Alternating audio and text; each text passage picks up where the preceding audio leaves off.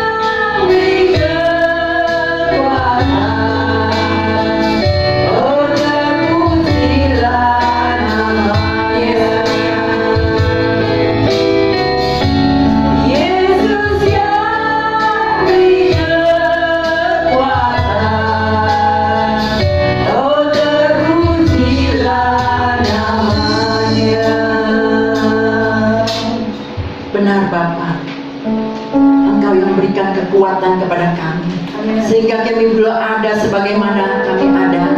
Kami sehat, kami kuat, kami dapat melewati hari demi hari. Itu semua karena anugerah-Mu, karena kasih sayang-Mu kepada kami Tuhan. Sebagai rasa ungkapan syukur dan terima kasih kami Tuhan, kami mau datang kepada-Mu, kami mau memuji menyembah-Mu Tuhan, bahkan melayani Engkau Tuhan, karena Engkau yang terlebih dahulu melayani kami Bapa. Bapa, inilah kami Tuhan. Kami yakin dan percaya Tuhan, jikalau Engkau di pihak kami, siapakah lawan kami? Tidak ada Tuhan. Karena Engkau yang berkuasa di bumi dan di surga. Karena itu pada saat ini juga Tuhan, biarlah ibadah online ini kami juga bersyukur kalau kami boleh mengadakan ibadah ini Tuhan, itu semua juga karena anugerah-Mu. Urapi berkati setiap kami, bahkan juga Tuhan mereka yang beribadah di rumah mereka masing-masing juga Tuhan. Kami yakin dan percaya Engkau hadir, Engkau memberkati setiap ibadah kami. Biar setiap pujian penyembahan kami juga boleh berkenan kepadamu, menyenangkan hatimu, dan hanya untuk kemuliaan nama-Mu. Kami serahkan sepenuhnya dari awal pertengahan hingga akhirnya ibadah ini ke dalam tangan kasih kuasa-Mu. Hanya di dalam nama Yesus Kristus kami alaskan doa dan ucapan syukur ini. Sekalian kita yang percaya dan diberkati, kita katakan sama-sama, amin.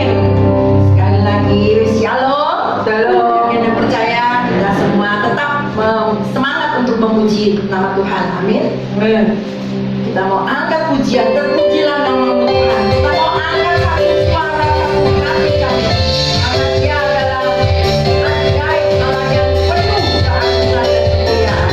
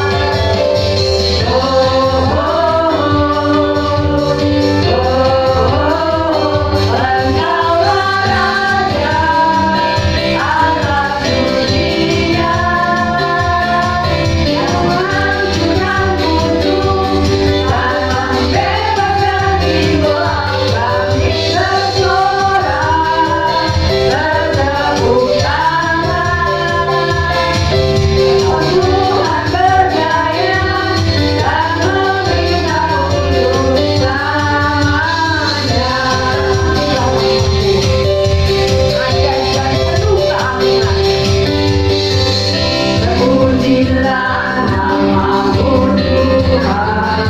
Kuat dan penuh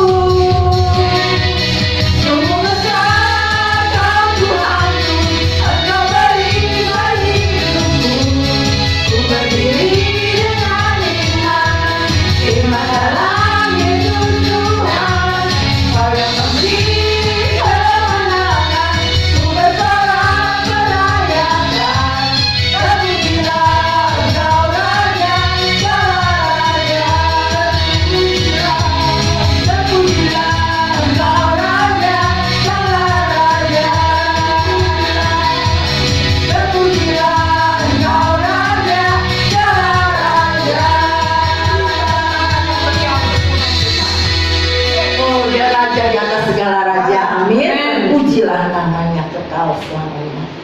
Puji Tuhan, pujian penyembahan sudah kita naikkan. Tiba saatnya kita akan mendengarkan firman Tuhan. Kita menyiapkan hati kita. Kalau Yesus sudah terlalu besar, Dia korbankan dirinya untuk kita. Bahkan darahnya terlalu mahal untuk menebus kita. Mari kita mau renungkan pujian ini. Biarlah ini juga menjadi kekuatan buat kita. Untuk kita selalu mengingat akan pengorbanannya, akan kasih kuasa-Nya dalam hidup kita. Haleluya, biarlah buktikan kasih-Nya untuk kita.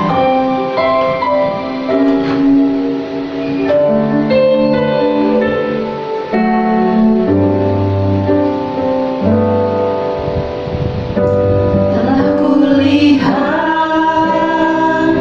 bukti kasih-Mu. Kau menderita gantikanku. Dengan darah-Mu Kau selamatkanku. Kini ku hidup menyenangkan-Mu. Telah kulihat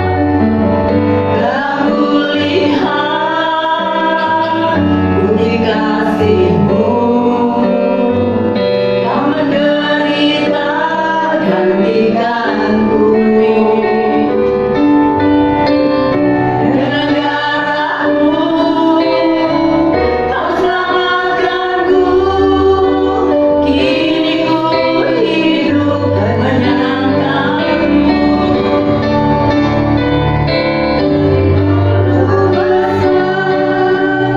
Kasih-Mu Bapa, pengorbanan yang Kau berikan bagiku terlalu mahal. Darah-Mu Yesus tercurah untuk menebus hidupku. Telah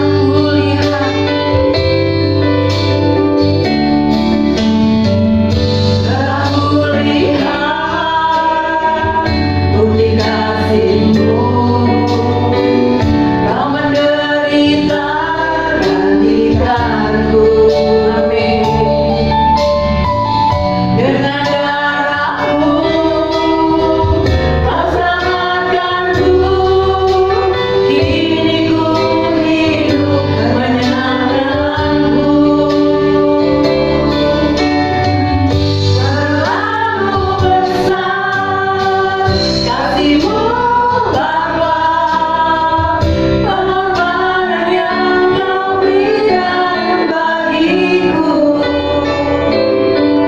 terlalu mahal. Darah-Mu Yesus tercurah untuk menebus hidupku. Terlalu besar, terlalu besar kasih-Mu Bapa, pengorbanan yang Kau berikan bagiku terlalu mahal. Darah-Mu Yesus tercurah untuk menebus hidupku. Tercurah untuk menebus hidupku. Tercurah untuk menebus hidupku. Selanjutnya saya serahkan pada hamba-Nya yang lain.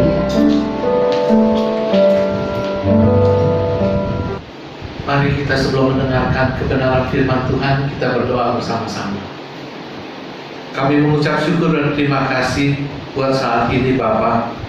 Kalau Bapa masih memperkenankan kami semua untuk boleh datang, untuk boleh menyembah-Mu, untuk boleh meninggikan nama-Mu.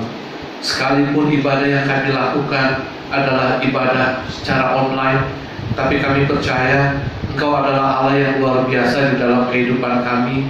Engkau adalah Allah omnipresent, Allah yang selalu hadir dimanapun kami berada. Karena itu Bapa, biarlah ibadah yang kami lakukan ini juga adalah ibadah yang menyenangkan hati Tuhan. Karena kami tahu kuasa-Mu, hadirat-Mu selalu ada dan tersedia bagi kami. Bahkan lawatan-Mu telah Kau berikan kepada kami.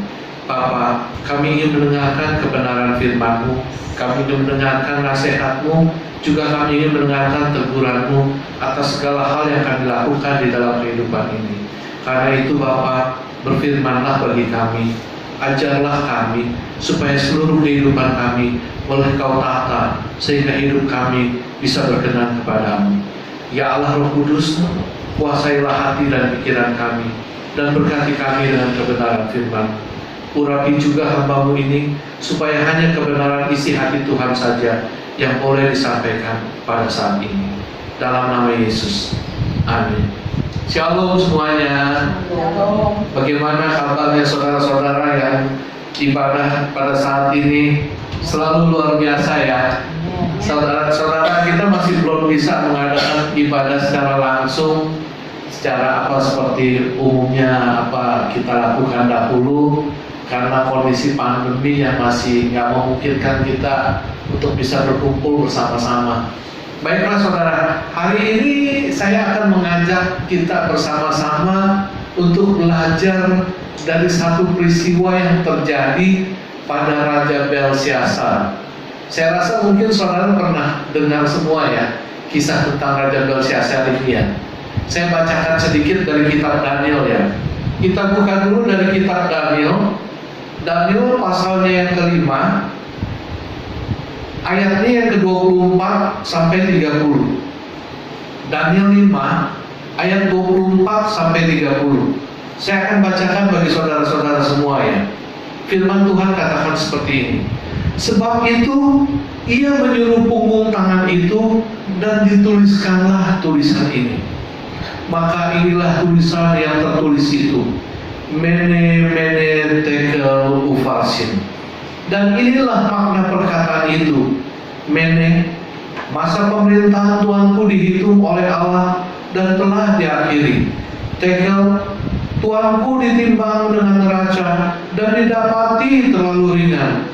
Peres, kerajaan Tuanku dipecah dan diberikan kepada orang Media dan Persia. Lalu atas titah Belsyazar dikenakanlah kepada Daniel pakaian dari kain ungu, dan pada lehernya dikalungkan rantai emas, dan dimaklumkan tentang dia bahwa di dalam kerajaan ia akan mempunyai kekuasaan sebagai orang ketiga. Pada malam itu juga terbunuhlah Belsyazar, raja orang Kasdim itu. Amin.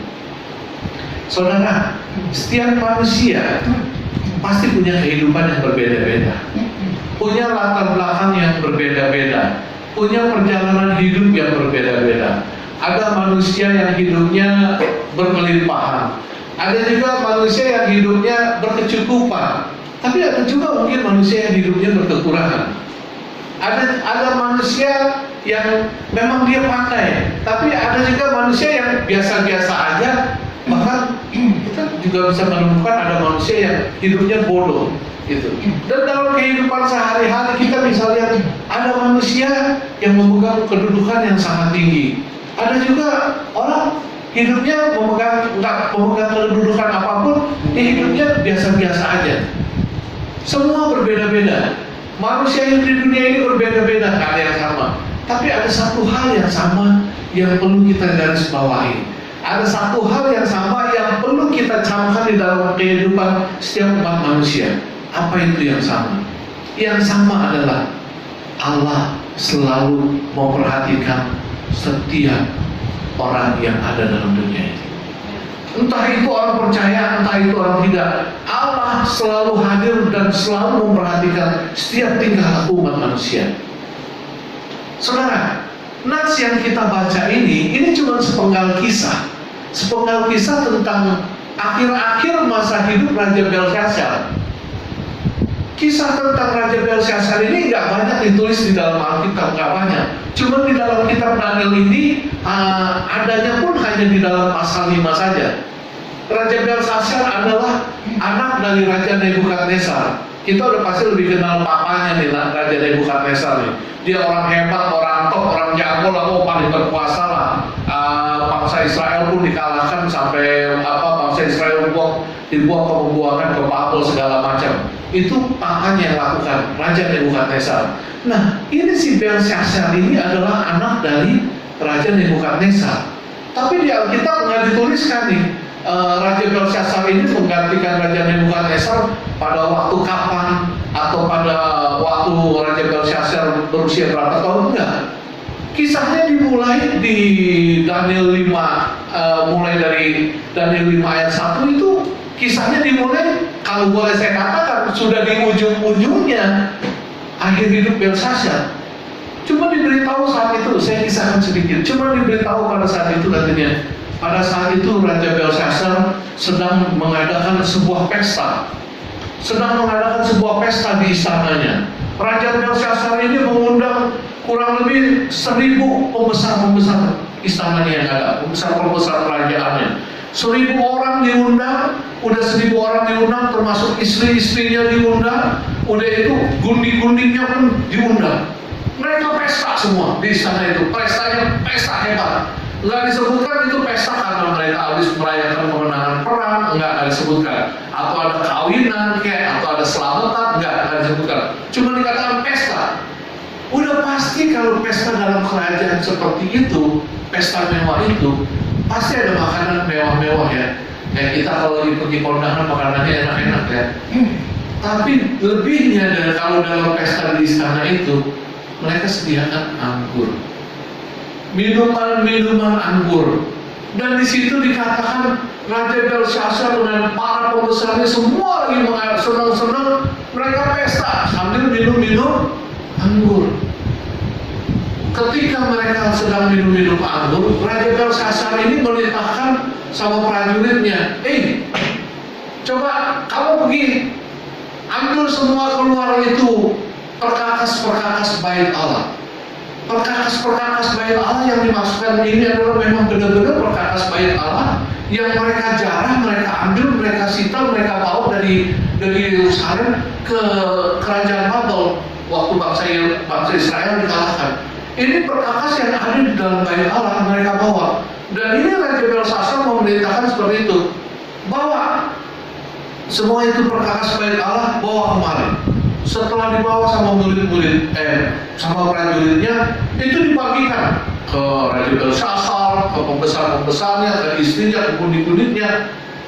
Mereka gunakan perkakas bait Allah itu untuk minum anggur, minum wine. Ini yang dilakukan seperti ini Raja Belshazzar bersama dengan para pembesar-pembesar yang pesta saat itu. Saudara tahu apa yang terjadi kemudian? Pada saat pesta itu, setelah Raja Belshazzar menggunakan perkakas bait Allah sebagai tempat minum anggur segala macam, saat itu juga ada sebuah punggung tangan beserta jarinya menulis di tembok. Ini seperti kalau saya lagi berkhotbah di sini, seumpamanya di sini ada sebuah pesta lagi rame-rame, lagi riuh, wah lagi ngomong soal sini itu ini. Tiba-tiba ada muncul sebuah tangan separuh punggungnya aja. Alkitab katakan punggung tangan. Jadi separuh punggung tangan ini berikut jarinya ada muncul menulis di tembok. Mene tekel upharsin. Saya berani yakin pesta yang ribut saat itu, pesta yang kayaknya lagi wah gimana, semua orang masih setengah mabok anggur, masih setengah on kalau bahasa orang-orang dunia, orang-orang narkotik itu pakai obat-obatan, masih setengah on. Begitu lihat tangan itu semua langsung diam, semua langsung kaget, semua langsung syok, semua langsung terkejut. Pasti semua juga udah setengah mabok juga langsung. Ada tangan tulis di tembok, mene tekel upharsin. Termasuk Raja Belshazzar itu juga kaget, siap setengah mati. Semua orang yang pesta itu pasti terdiam. Dan Raja Belshazzar buru-buru bilang, panggil semua orang-orang kasdim, orang-orang pintar, orang-orang bijaksana, orang-orang peramal, orang hebat lah, panggil semua kemari. Panggil, terjemahkan ini, apa yang tulisan ini. Tapi satu pun gak ada yang bisa terjemahkan arti tulisan itu. Beruntungnya, permaisuri Raja Belshazzar, dia ingat ada satu orang yang bernama Daniel. Daniel ini dia ingat adalah salah satu orang bijaksana, orang pandai yang penuh dengan roh Allah. Lalu Daniel pun dipanggil. Ketika Daniel dipanggil, Daniel diminta, Daniel tolong terjemahkan apa arti tulisan ini. Dan selanjutnya kisahnya seperti yang kita baca dalam nas ayat hari ini. Arti mene tekel version, dan selanjutnya sampai Raja Belshazzar. Saudara, kisah ini begitu singkat. Nggak banyak yang diceritakan tentang Raja Belshazzar. Tapi dari perjalanan hidup yang singkat ini, yang saya bilang cukup tragis untuk Raja Belshazzar, kita nih bisa mengambil beberapa hal, sebuah pelajaran yang bisa kita pakai, kita gunakan sebagai orang-orang percaya untuk melengkapi kehidupan kita. Supaya kita dalam mengisi hidup kita ini, kita jangan salah melangkah. Jangan salah melangkah dalam mengisi kehidupan ini, sehingga akhirnya kita pun akan gampang tersesat, kita pun akan gampang jatuh, atau kita bisa mendapatkan hukuman yang seperti ini. Seperti apa yang terjadi dalam diri Raja Belshazzar ini.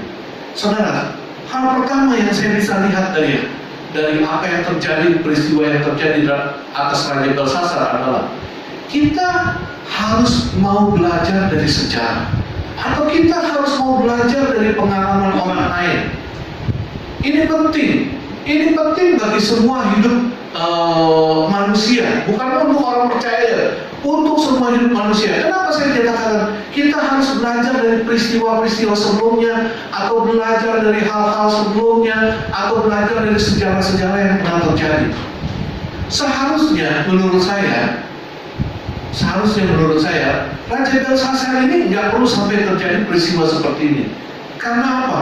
Karena sebelumnya papanya Raja Nebukadnezar itu pun pernah mengalami hal seperti ini. Cuma case-nya berbeda, tapi intinya sama. Pada waktu itu Raja Nebukadnezar itu sempat dihukum oleh Allah karena melakukan kesalahan. Dia melakukan kesalahan apa? Dia meremehkan Tuhan, meremehkan Allah. Raja Nebukadnezar sempat meremehkan Allah. Saya akan bacakan ya di Daniel 4 ayat 30. Raja Nebukadnezar berkata seperti ini, berkatalah Raja, bukankah itu Babel yang besar itu, yang dengan kekuatan kuasaku dan dengan kemuliaan kebesaranku telah kubangun menjadi kota kerajaan. Dia menyombongkan diri. Dia menyombongkan diri Raja Nebukadnezar. Dia meremehkan Allah. Sehingga akibatnya apa? Raja Nebukadnezar diasingkan keluar dari istana, hidup selama 7 tahun, 7 masa. Itu seperti binatang. Minum dari embun, makan seperti rumput. Hukuman Tuhan terjadi setelah Raja Nebukadnezar berkata seperti itu.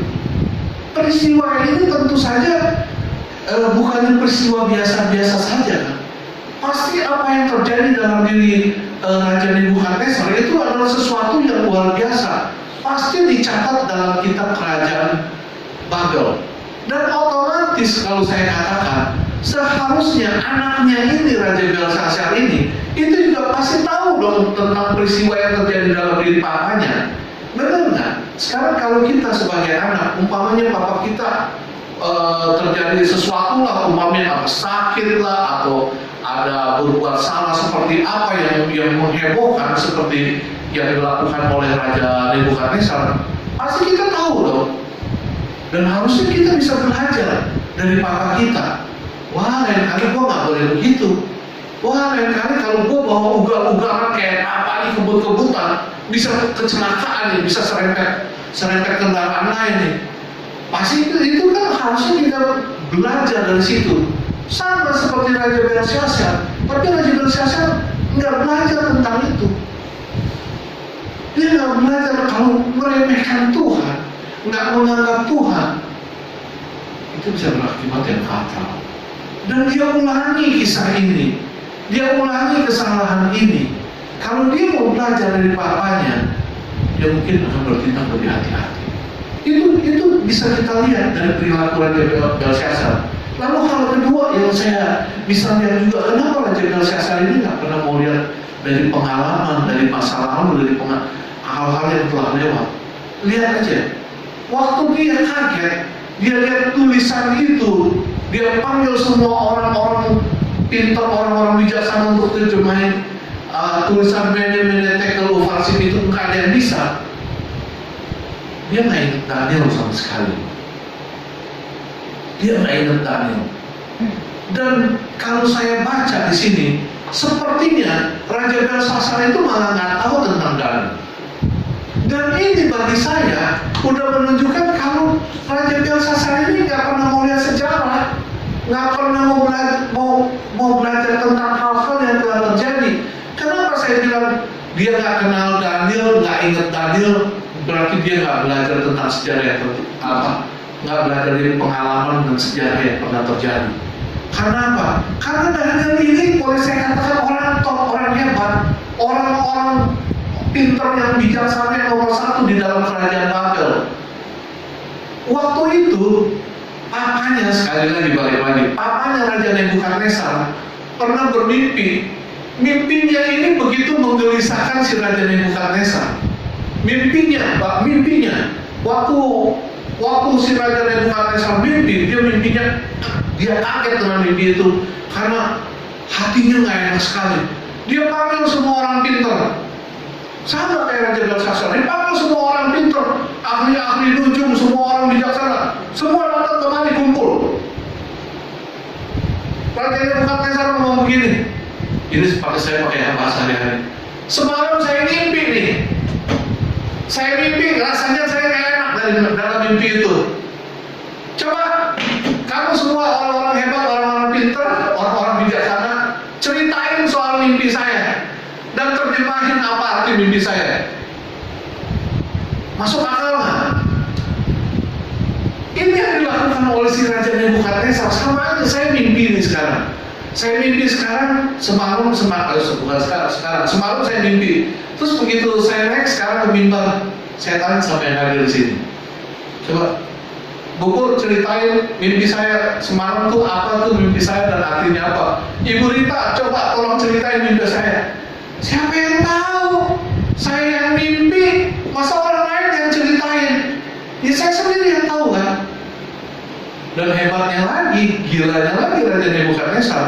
Setelah dia perintahkan seperti itu, pokoknya kalau nggak ada yang bisa ceritain mimpi saya yang semalam, nggak usah terjemahin, nggak bisa ceritain mimpi saya yang semalam, saya mau bunuh semua.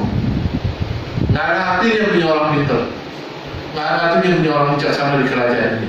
Dia mau bunuh semua. Tapi beruntung Daniel ini penuh dengan roh Allah. Akhirnya Daniel yang menyelamatkan semua orang-orang pintar ini. Daniel hadir ke Raja Nebukadnezar dan Allah memberitahu tentang mimpi itu. Daniel ceritakan, ini kan peristiwa besar. Nggak mungkin peristiwa besar seperti ini bisa berlalu begitu aja tanpa si anaknya ini Raja Belsyazar bisa nggak tahu tentang peristiwa ini. Nggak mungkin kan? Berarti apa? Raja Belsyazar nggak pernah mau menengok ke belakang, nggak pernah mau belajar tentang sejarah, nggak mau belajar tentang pengalaman yang pernah terjadi. Ini yang harus kita ingat, saudara-saudara. Sebagai anak-anak Tuhan, kita harus belajar dari sejarah, belajar dari pengalaman-pengalaman, belajar dari apa yang pernah terjadi di belakang yang mendahului kita. Bukan hanya berdasarkan apa yang terjadi dari orang tua kita, tapi dari orang-orang lain.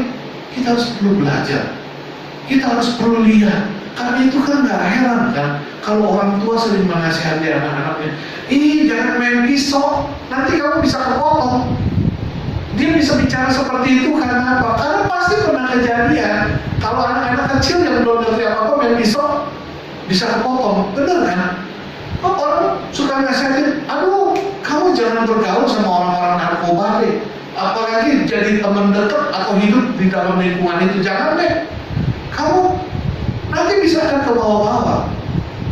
Karena apa? Karena udah pernah ada bukti yang sebelum-sebelumnya terjadi. Itu belajar dari yang sebelumnya. Sama seperti saya. Dulu saya pernah dinasehatin begini. Kamu ingat, kalau kamu udah jadi seorang bekerja, usaha, bisnis, kamu ingat ya Win, jangan pernah tanam duit untuk pada orang lain. Jangan pernah kasih duit, serahin duit sama orang lain, percayain dia untuk dia jalanin itu duit, kasih plok begitu aja. Sekalipun orang itu mau baiknya kayak apa, jangan. Karena nggak bakal ada orang yang cari makan buat kamu. Tapi lihat, saya udah tahu tentang nasihat ini, tapi saya bodoh, tetap aja saya lakukan. Saya lihat, oh ya orang ini baik, oh iya oke. Ya udah saya serahkan aja tuh duit. Oke, mau bisnis ya, kita sepakat bisnis. Serahkan aja duit. Akhirnya apa?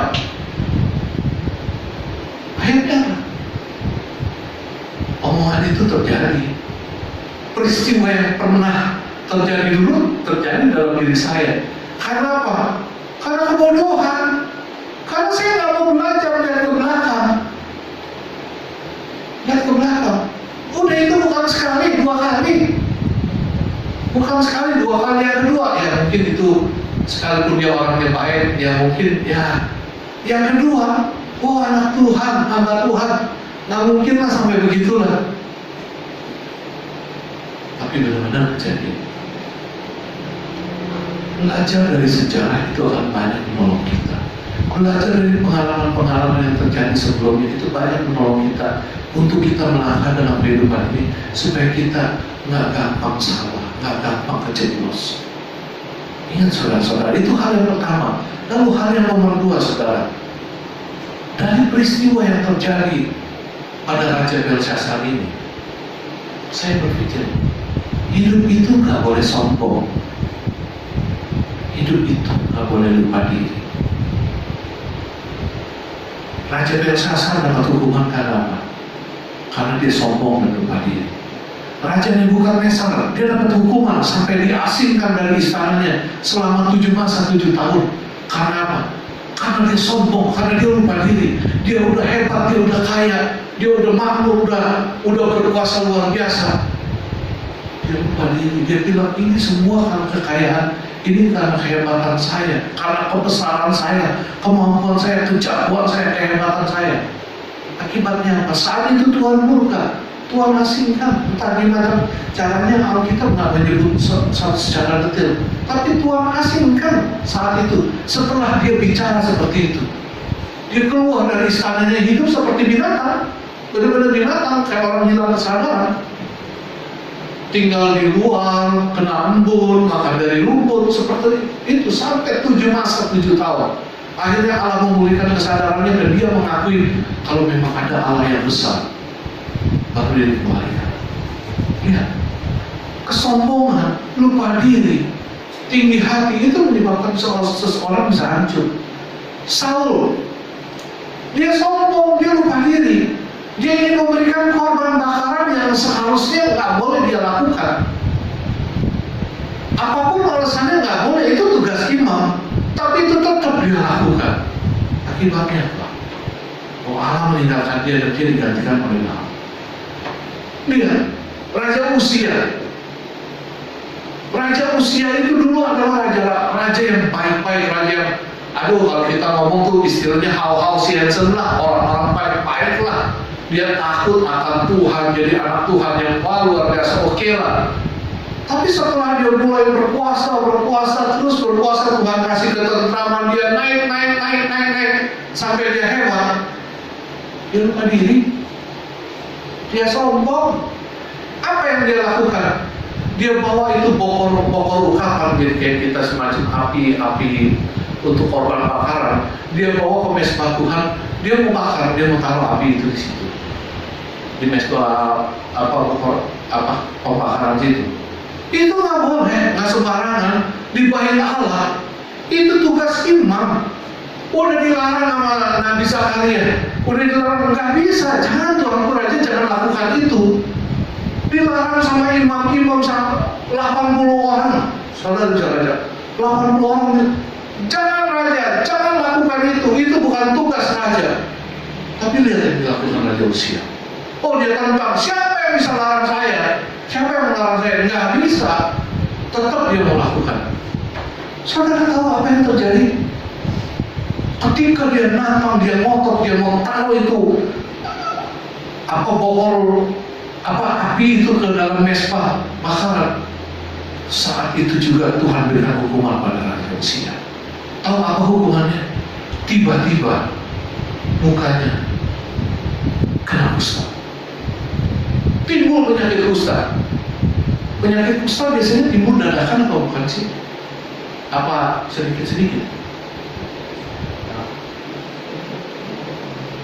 Kalau satu muka langsung timbul penyakit kusta itu mah kita bukannya orang tahu atau demam bisa langsung panas. Kusta bisa timbul sedemikian rupa sampai akhirnya saat itu dia harus diasingkan dari istana dan dia meninggal di pengasingan. Hukuman Tuhan langsung terjadi. Sama juga yang terjadi dalam diri Raja Belsasar. Dia lupa diri, dia sombong, dia nggak menganggap kekudusan. Dia pakai itu perkakas-perkakas Allah untuk minum-minum, diisi anggur, dia ketawa-ketawa sambil dia muji-muji itu dewa emas, dewa perak, dewa tanah, dewa mabok segala macam. Saya nggak tahu, mungkin juga di situ dia sambil minum, ada yang mabok dia muntahin mungkin. Itu perkakas-perkakas. Itu bukan satu penghinaan yang luar biasa. Kekudusan tetap kekudusan, dan dia nggak menghormati sekali. Akibatnya apa? Mene tekel ufasid, itu tangan menulis di tembok, punggung tangan menjadi menulis di tembok. Peristiwa punggung tangan yang menulis di tembok ini sampai sekarang ada istilahnya. Kalau dalam dunia orang-orang dunia, umpamanya orang istilah di Amerika itu ada istilah namanya the writing on the wall. Artinya apa? Bukannya tulisan di tembok, bukan itu. Maksudnya itu seperti istilah the writing on the wall. Artinya apa? Keputusan telah dijatuhkan. Sama Raja Belsasar ini ya begitu. Waktu tangan itu menulis mene tekel ufasid, keputusan dari Allah telah dijatuhkan. Dia dilihat oleh Allah, dia ditimbang dan kedapatan ringan. Akhirnya selesai sudah. Semua bermula dari kesombongan, dari lupa diri. Padahal hidup dia udah enak-enak. Hidup dia udah enak-enak di sekolah kerja. Apakah kesombongan lupa diri ini hanya selesai pada perjanjian lama aja, hanya selesai berlakunya hanya dalam Alkitab saja? Nah, orang sombong, orang lupa diri itu tetap nggak disukai Allah. Mau dari dulu sampai sekarang dan sampai nanti, tetap Allah nggak suka. Tetap Allah nggak suka. Kita bisa lihat, kita bisa dengar, kita bisa baca berapa banyak orang-orang yang karena dia lupa diri, dia sombong, dia tinggi hati, akhirnya dapat penghukuman. Ingat nama Thomas Andrew, orang yang bangun kapal Titanic, namanya Thomas Andrew. Sebelum kapal itu berlayar begitu selesai, dia bilang apa? Wah, ini kapal yang gue bangun ini hebat banget nih. Saya ngerti soal kapal, saya tahu, karena saya pernah bermain di bidang kapal. Ini hebat banget nih. Waduh, gue udah rancang sampai sedemikian rupa. Saya sempat nonton filmnya, saya lihat ini memang safety-nya minta ampun. Sampai dia katakan begini si Thomas Andrew, ini kapal yang saya bangun ini kapal luar biasa, yang nggak mungkin tenggelam. Sekalipun Allah nggak bisa menenggelamkan, sekalipun Tuhan nggak bisa menenggelamkan kapal ini. Lihat sombongnya, lupa diri, bahkan meremehkan Tuhan. Akhirnya apa? Pelayanan pertama, pelayanan perdana itu adalah pelayanan terakhir untuk kapal Titanic. dia tenggelam, langsung dibayar korban, tenggelam. Salah satu calon presiden di Brasil, namanya Theo, saya lupa nama belakangnya, Neves, Theo titik Neves, T Neves. Dia bilang begini sesungguhnya, kalau di dalam pemilu ini saya bisa dapat 500.000 suara, nggak ada satupun yang bisa menyetopkan saya menjadi presiden. Nggak ada satu orang pun yang bisa menyetopkan saya jadi presiden. Bahkan Tuhan pun nggak bisa memberhentikan saya untuk duduk di kursi presiden. Sombong, sombong, sombong. Dan dia dapat 500.000 suara lebih, dapat. Tapi tahu apa yang terjadi? Dia nggak sempat dilantik, nggak sempat naik ke kursi presiden. Dia udah diselesaikan oleh Tuhan lebih dahulu. Dia mati lebih dulu sebelum hari pelantikan. Jangan sombong, jangan lupa diri. Ingat, karena Allah nggak suka. Itu harus ada dalam diri kita sebagai anak Tuhan. Belajar dari pengalaman yang lalu supaya kita nggak salah dalam mengisi kehidupan ini. Lalu nomor 3, saudara, dari peristiwa apa yang terjadi dalam diri Raja Belshazzar, satu hal yang kita bisa mengerti, kita harus menghormati kekudusan. Ini penting, harus bisa menghormati kekudusan. Saya bandingkan 2 peristiwa ya, antara Raja Nebukadnezar dan Raja Belshazzar. Raja Nebukadnezar ketika dia melakukan kesombongan, lupa diri, meremehkan Tuhan, hukumannya apa? Dia dibuang 7 tahun, tapi dia dikasih kesempatan kembali lagi dengan kesempatan untuk bertobat. Tapi lihat, waktu Raja Belshazzar melakukan kesalahan, dia menghina kekudusan Tuhan, bukan mengecilkan, meniadakan kekudusan Tuhan. Apa akibatnya? Malam itu juga dia mati. Hati-hati. Kekudusan itu adalah hak mutlak Allah. Enggak bisa tubuhmu adalah bait Allah. Tubuh kita ini adalah bait Allah. Kita tahu kalau bait Allah itu adalah sesuatu yang kudus. Perkakas yang dipakai oleh Raja Belshazzar itu adalah perkakas bait Allah, yang harus dijaga juga kekudusannya. Kalau tubuh kita adalah bait Allah, lalu perkakasnya mana? Perkakas bait Allah ini mana? Bukankah tangan ini perkakas bait Allah? Bukankah mulut kita ini perkakas bait Allah? Bukankah pikiran kita perkakas bait Allah? Bukankah hati kita berkakas bait Allah? Bukankah kaki kita ini berkakas bait Allah? Hati-hati, jangan kita gunakan perkakas bait Allah ini, tangan ini, untuk melakukan sesuatu yang jahat, yang menajiskan, yang menghancurkan, yang mengotori kekudusan itu. Jangan sampai hati kita, pikiran kita berkakas bait Allah, menajiskan Tuhan. Hati-hati, jaga kekudusan, karena kekudusan itu adalah mutlak milik Allah. Jangan main-main dengan bait Allah yang ada dalam diri kita yang telah Allah percayakan. Saudara, hari ini kita belajar 3 hal lewat sejarah yang begitu singkat di akhir-akhir hidup Raja Belshazzar. Nomor 1, saudara, kita hidup itu harus tetap bisa melihat dari pengalaman orang lain, belajar dari sejarah, belajar dari hal-hal yang telah kita lewati. Lalu nomor 2, kalau kita mau hidup itu, jalani hidup itu jangan dengan sombong, jangan dengan lupa diri, apalagi sampai meremehkan Tuhan, karena Tuhan gak suka dengan hal itu. Lalu nomor 3, tetap hormati kekudusan, hargai kekudusan, jaga kekudusan. Dan diri kita, tubuh kita adalah bait Allah yang harus kita jaga kekudusan. Amin. Tuhan memberkati. Kita akan berdoa. Terima kasih Tuhan buat kebenaran firman-Mu yang boleh kami dengar pada hari ini. Tuhan ingin mengingatkan kami dan ingin kami belajar dari apa yang telah terjadi pada diri Raja Belsyazar. Kami belajar begitu singkat tentang Raja Belsyazar di akhir-akhir hidupnya. Kami juga melihat sedikit tentang apa yang terjadi pada Raja Nebukadnezar dan pada tokoh-tokoh lainnya. Tuhan ingin mengingatkan kepada kami supaya kami jangan sembrono dengan hidup ini. Kami jangan sembarangan dengan hidup ini.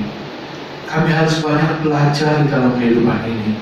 Kami boleh belajar dari sejarah yang ada, dari hal-hal yang pernah terjadi sebelumnya, dari pengalaman-pengalaman orang lain, supaya lewat apa yang pernah terjadi itu kami bisa menimbang dan mengambil sesuatu yang positif, yang baik untuk diri kami, supaya kami tidak salah dalam melangkah dalam mengisi kehidupan ini, supaya hidup ini nggak sia-sia, hidup ini kita nggak sampai harus selalu terjatuh. Tuhan juga mengingatkan kepada kami supaya kami jangan sombong, jangan lupa diri, jangan tinggi hati, apalagi sampai meremehkan Tuhan. Karena Tuhan gak suka akan hal itu. Karena memang sesungguhnya Allah lah yang pemilik hidup ini, Allah pemilik langit bumi dan segala yang ada, Allah yang patut dihormati oleh semua umat manusia. Siapapun itu, bagaimanapun kehidupannya, selalu ada Allah di dalam hidup ini yang memperhatikan kita. Kami juga diingatkan untuk menjaga kekudusan, menghormati kekudusan, menghargai kekudusan yang mutlak adalah milik Allah. Bapa, ingatkan ini dan biarlah boleh tertanam dalam roh hati kami yang paling dalam. Biarlah Allah Roh Kudus yang akan menuntun perjalanan hidup kami dan mengajarkan kami untuk menjadi pribadi yang bisa menjalani kehidupan ini seperti apa yang Bapa kehendaki. Sekali lagi terima kasih buat firman-Mu di pagi di hari ini Bapa. Dalam nama Yesus kami menunaikan doa ini. Amin.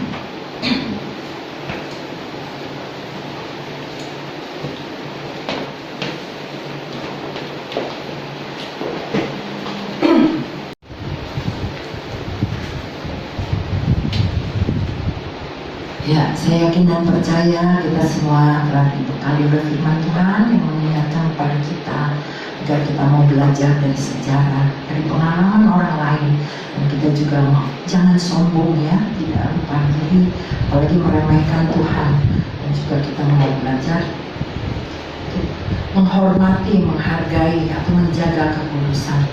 Biar poin-poin ini juga boleh kita ingat dalam kehidupan kita sehari-hari dan Roh Kudus yang akan menerjemahkannya kepada dalam kehidupan kita. Kami atas nama Ibu Gembala dan seluruh jemaat mengucapkan terima kasih untuk pelayanan Pak Widi. Tuhan Yesus memberkati. Pada saatnya kita akan memberikan persembahan walaupun dalam keadaan online, tapi Bapak Ibu dapat menabur untuk ladang Tuhan. Bapak Ibu dapat menabur lewat nomor rekening yang sudah tertera di layar Bapak Ibu dan dapat ditransfer ya rekening nomor tersebut. Terima kasih untuk pelayanan, untuk persembahannya. Tuhan Yesus memberkati. Sebelum kita berdoa syafaat, hari ini untuk kita mengangkat satu pujian tadi ya. Telah kulihat kasih-Mu. Biarlah ini juga mengingatkan kepada kita bahwa bukti Tuhan sudah menyatakan bukti kasih-Nya. Kita akan selalu mengingat akan penderitaannya, akan darah-Nya yang tercurah untuk kita semua.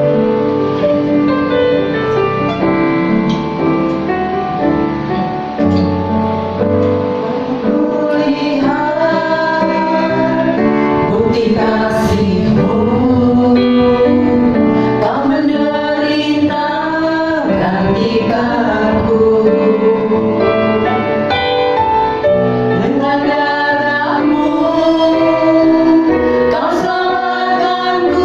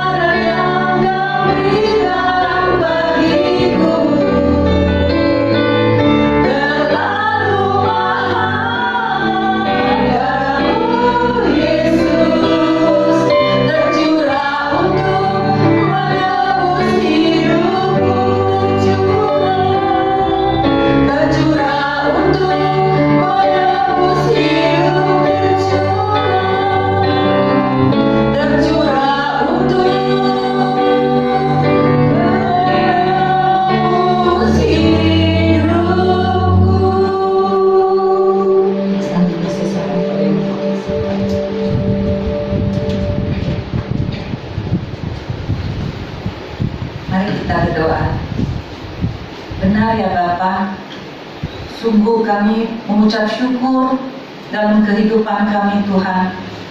Darah-Mu yang begitu mahal telah menembus kami, telah Engkau curahkan sehingga kami dapat diselamatkan.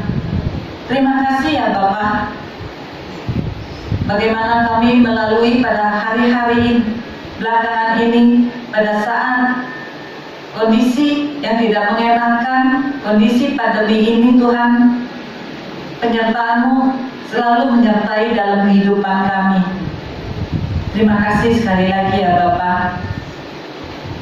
Terima kasih untuk teguran-Mu, nasihat-Mu pada hari ini ya Tuhan, bahwa kami harus hidup melihat panutan dari orang-orang yang sudah ada dalam kehidupan kami ya Tuhan. Sesuatu pengalaman, sesuatu hal-hal yang akan menjadi panutan kami, membawa langkah kami lebih dekat lagi kepadamu. Ya Bapa, jauhkan dari sifat-sifat sombong kami. Mungkin di luar kesadaran kami, mungkin kami tidak sengaja, keakuan kami selalu tampil di depan. Kami menjadi sombong ya Bapa. Ampuni kami Tuhan. Jangan ada kesombongan dalam kehidupan kami ya Tuhan. Ya Bapa, ajar kami juga hidup kudus ya Tuhan. Karena kami baik tubuh ini, tubuh kami adalah baik-Mu ya Tuhan. Biar mulut kami memuliakan nama-Mu, tangan kami memuliakan nama-Mu, kaki kami memuliakan nama-Mu, terutama hati kami memuliakan nama-Mu. Sekali lagi terima kasih ya Bapa. Engkau berkati PDM Wiwikata dan keluarganya Tuhan. Dimanapun Engkau utus, biarlah nama-Mu dipermuliakan. Engkau memberkati juga Ibu Gembala kami ya Tuhan. Engkau memberikan kesehatan, hikmat, marifat yang daripada-Mu untuk memimpin gereja kami ini ya Tuhan. Gerejaku, keluargaku, keluargaku, gerejaku. Terima kasih ya Bapa. Ya Bapa, kami serahkan juga pada masa pandemi ini untuk seluruh jemaat Aberta ya Tuhan. Mungkin ada yang mengalami finansial, ekonomi karena pandemi ini. Engkau campur tangan Tuhan. Engkau memberikan jalan keluar. Engkau memberikan hikmat yang daripada-Mu, sehingga kami semuanya dapat berjalan dan dengan baik ya Tuhan. Mungkin juga ada yang sakit ya Bapa. Kami percaya bilur-bilur darah-Mu yang menyembuhkan kami dalam nama Tuhan Yesus. Ya Bapa, kami serahkan juga untuk keluarga yang kehilangan karena COVID-19 ini ya Tuhan. Hanya kepada-Mu adalah penghiburan dan kekuatan ya Tuhan. Juga untuk kami ya Bapa yang sebagian telah divaksin ya Tuhan. Biar vaksin ini juga benar-benar bermanfaat untuk menghindarkan kami dari virus-virus yang masih ada sampai saat ini ya Tuhan. Tuhan, turunlah belas kasihan kepada kami semua. Biar pandemi ini cepat berakhir ya Tuhan. Dalam nama Tuhan Yesus ya Bapa. Biar kami dapat beribadah lagi. Kerinduan kami ya Tuhan. Kerinduan kami dapat beribadah seperti waktu-waktu yang lalu. Terima kasih ya Bapa. Terima kasih ya Tuhan. Kami serahkan semuanya ke dalam tangan-Mu ya Bapa. Terutama untuk Indonesia ya Tuhan. Banyak bencana alam ya Bapa. Biarlah turun belas kasihan-Mu kepada kami. Engkau memberikan hikmat marifat kepada pimpinan negara kami ini, Bapak Jokowi dan segala jajarannya Tuhan. Biarlah roh takut kepada Engkau tanamkan dalam hati pikiran pada kepala negara kami. Terima kasih ya Bapak, terima kasih ya Bapak. Kami serahkan doa kami ini, kami landaskan hanya di dalam satu nama, Tuhan Yesus Juru Selamat kami yang hidup.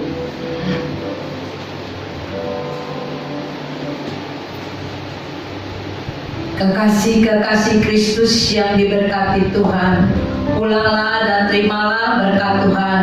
Turunlah kiranya atas saudara-saudara semua kasih karunia dan damai sejahtera dari Allah Bapa, pengampunan dan kasih sayang dari Tuhan Yesus Kristus, penghiburan penyertaan bahkan pimpinan yang melalui kuasa Roh Kudus memimpin kita sekalian mulai saat ini sampai Maranatha Tuhan Yesus datang yang kedua kali. Di dalam nama Tuhan Yesus kami sudah berdoa dan bersyukur. Haleluya. Sama-sama katakan amin.